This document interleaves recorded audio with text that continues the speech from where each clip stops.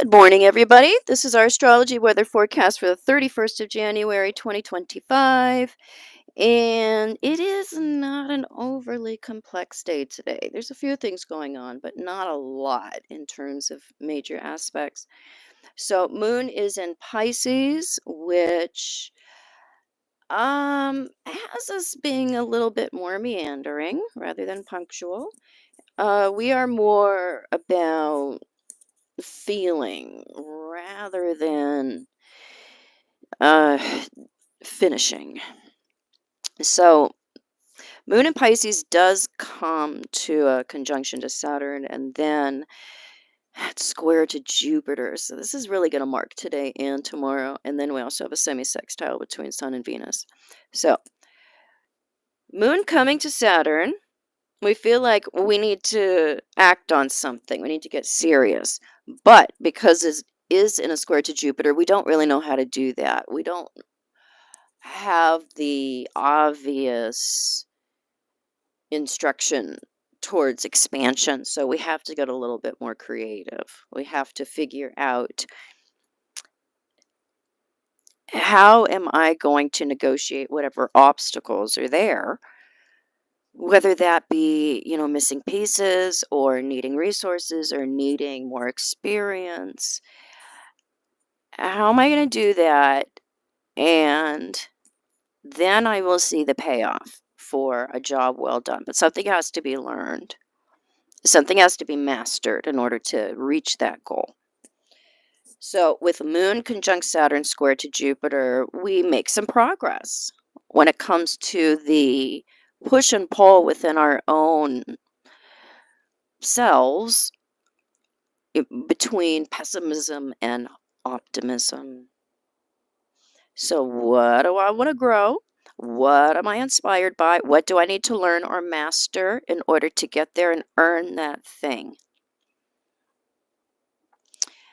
And then we also have Sun in a semi-square to Venus, which is an awkward thing, especially if this is in your natal chart, because it really pits two major elements of preference against each other: expression and um, what we want when it comes to the desires of our heart, and then what do we prefer, and what are our sensual desires, and how do we want to spend our money? What is our style? So we have two elements of style that are in conflict when we have Sun and Venus in a semi square. So we'll do things like go shopping and find an outfit that's just the right fit, but we hate the color. Or, oh my God, I look so good in peach, but it's not the right fit. And so there's this friction between elements of preference, or will like somebody will make dinner and we're a vegetarian and they'll make meatloaf and they'll cook the carrots and the potatoes with the meatloaf. Then we'll be like, "Oh, I love carrots and potatoes, but not when it's cooked in meatloaf juice."